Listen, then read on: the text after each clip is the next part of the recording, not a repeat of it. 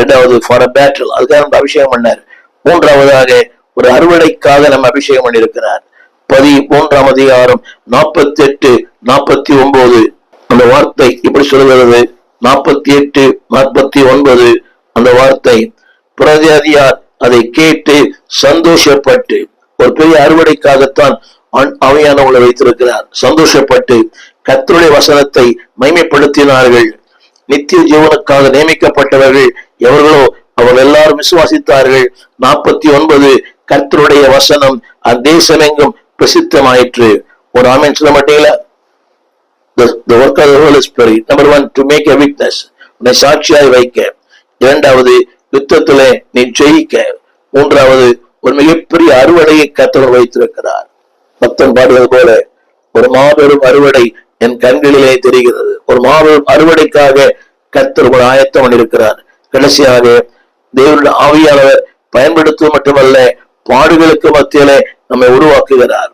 வாசிக்கிறேன் 13ஆம் அதிகாரம் 50, 51 அந்த வார்த்தை இப்படி சொல்லுகிறது. 51 to suffer, அவர்கள் துன்பப்படுத்தினார்கள், அடுத்து துரத்தினார்கள், ஆனாலும் அவர்கள் அதை உதறி போட்டு அவர்கள் போனார்கள்.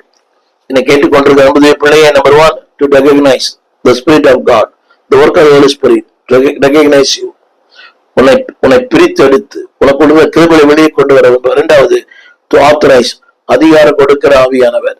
மூன்றாவது, பயன்படுத்தும் ஆவியானவர். எப்படி பயன்படுத்துகிறார்? சாட்சியாக. இந்த நேரங்களில யுத்தத்துக்கு மத்தியில, மூன்றாவது ஒரு அறுவடையின் மத்தியில், பாடுகள் மத்தியில். எனவேதான் ஆவியாருடைய நோக்கம் காலிங், உன்னை அழைக்கும் ஆவியானவர். இரண்டாவது, உன்னை அனுப்பும் ஆவியானவர். மூன்றாவது, உங்களை பயன்படுத்தும் ஆவியானவர். என்னை கேட்டுக்கொண்டிருக்கிற அன்பான தேவ பிள்ளையே, ஆண்டவருடைய உனக்கு கொடுத்த அபிஷேகமே to be a missionary, to be evangelist. இந்த தேசத்தை ஆதாயம் பண்ண, ஜனங்களை ஆதாயம் பண்ண, சொந்தங்களை ஆதாயம் பண்ண ஆண்டவர் அதற்கென்றே அழைத்தார், அதற்கென்று அபிஷேகம் பண்ணியிருக்கிறார், அதற்கென்றே முன்குறித்திருக்கிறார்.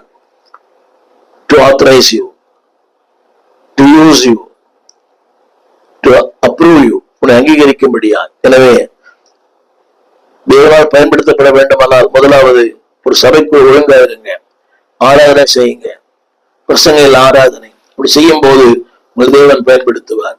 உங்களுக்கு நான் ஜெபிக்க விரும்புகிறேன். ஜெபிப்போம். வானத்தையும் பூமியையும் படைத்த நல்ல ஆண்டவரே, அருமையான வேலைக்காக நன்றி. பயன்படுத்தும் ஆவியானவர், பண்படுத்தும் ஆவியானவர். எஸ் லார்ட், பயன்படுத்தும் சுத்தம் போல, பண்படுத்தும் விருப்பம் போல, உம் கரத்தில் ஒரு புல்லாங்குழல்.